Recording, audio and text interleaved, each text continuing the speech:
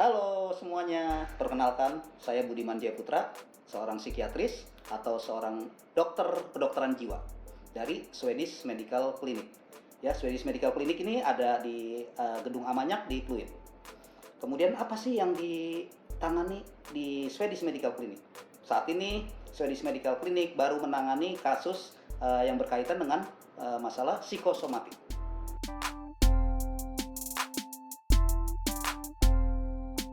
Saya ingin jelaskan apa sih itu psikiatris. Mungkin bagi kalian sebagian besar agak sedikit jarang ya mendengar istilah seperti ini. Jadi istilah yang umum dipakai adalah psikiater. Ya, saya ingin menggunakan bahasa Indonesia yang baku ya, karena jika kita meninjau beberapa adaptasi bahasa pengindonesiaan itu menggunakan akhiran is. Misalnya penyakit dalam interne, ahlinya disebut internis. Kemudian penyakit saraf, neurologi, ahlinya neurologis. Kemudian begitu juga penyakit anak, pediatri, ahlinya adalah pediatris. Nah, lalu mengapa psikiatri kok ahlinya disebut psikiater? Nah, ini yang salah kaprah. Jadi sekarang saya ingin menggunakan istilah psikiatris. Jadi seorang ahli kedokteran jiwa adalah seorang psikiatris karena ini serapan dari bahasa Inggris psychiatrist.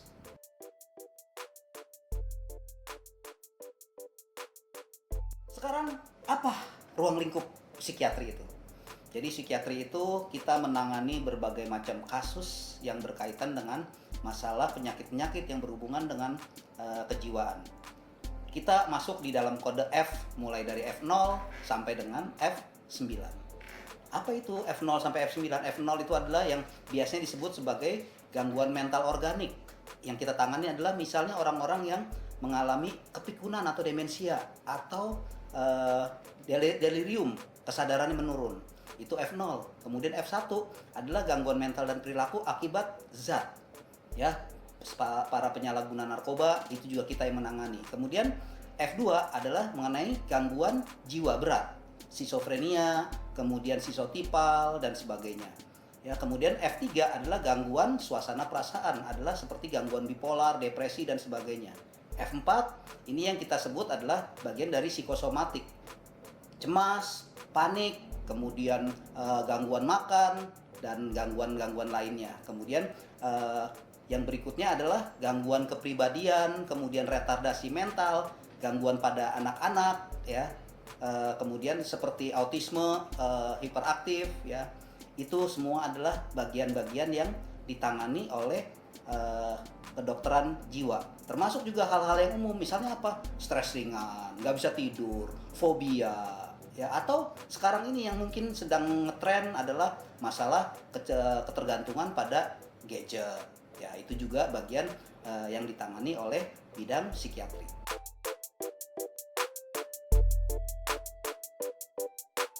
Kapan sih sebaiknya kita menghubungi seorang psikiatris atau memerlukan bantuan seorang psikiatris?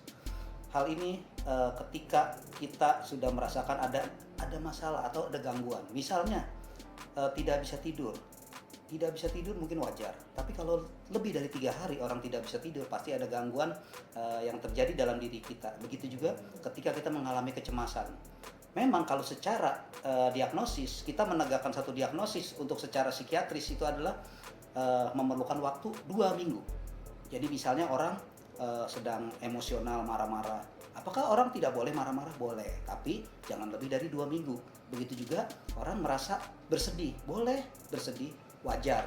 Ya, tapi kalau lebih dari 2 minggu, ini sudah menjadi satu diagnosis penyakit. Sehingga sudah memerlukan bantuan seorang psikiatris untuk menangani masalah tersebut. Yang jadi kendala saat ini adalah bahwa banyak orang yang salah kaprah ataupun ada stigma. Ketika mengunjungi seorang dokter jiwa atau seorang psikiatris dianggap adalah orang gila.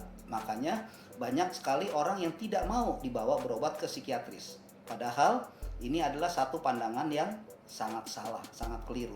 Psikiatris itu bukan hanya untuk orang yang mengalami gangguan jiwa, tapi juga untuk orang yang normal tapi yang saat ini terganggu. Misalnya ya seperti tadi, tidak bisa tidur, kemudian cemas berlebihan, kemudian juga merasa hidup tidak nyaman, ada rasa putus asa. Bahkan misalnya gangguan konsentrasi pada anak-anak, itu juga tidak perlu ragu untuk mengunjungi seorang psikiatris. Jadi psikiatris memang yang penyakit yang paling berat yang kita tangani adalah skizofrenia, atau yang secara awam orang sebut sebagai orang gangguan jiwa berat ya, atau maaf ya, orang sebagai orang gila. Tapi itu yang paling berat. Sementara yang ringan seperti tidak bisa tidur, kemudian merasa tidak nyaman, kemudian jantung sering berdebar-debar, sudah periksa ke sana kemari ke dokter segala macam, tidak ditemukan gangguan, ini sudah memerlukan bantuan seorang psikiatris.